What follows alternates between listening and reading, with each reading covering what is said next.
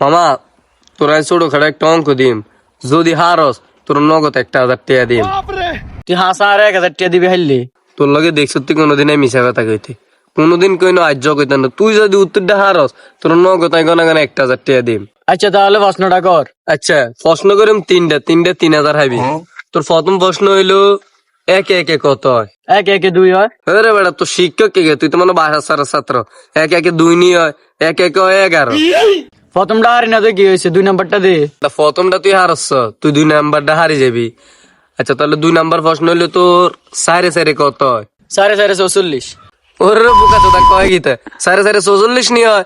তোর কোন সার রে বেটা হয়েছে? তোর লগে খেলতে হবে না, সাইরে সাইরে হয় 8 বেটা। হিসাব কর তুই। আজ দুগা হারি না, এবার আমি তোর প্রশ্ন করি, তুই এবার উত্তর দে। আরে তুই দুগাট হয়ে গেছস, আর তুই আরো উগ্র প্রশ্ন করবি, এটার উত্তর দিতে পারতাম না কেন? তুই প্রশ্ন করবি না, সা উত্তর দিতে পারিনি। আচ্ছা 2 কত হয়? আমার 2 2 26 হয়। আচ্ছা 26 কেন নয়, আর হিসাব দে। 2 2 হয় তোর 22, আর হেড দিয়ে হইলো 2 2 হয় 4, 22 এর 4 26। এবার তুই ক্যালকুলেটর লইব, আর ওই যে না আনলগে বাজি খেলছ 1,000 টাকা, এই 1,000 টাকা গাতো দে।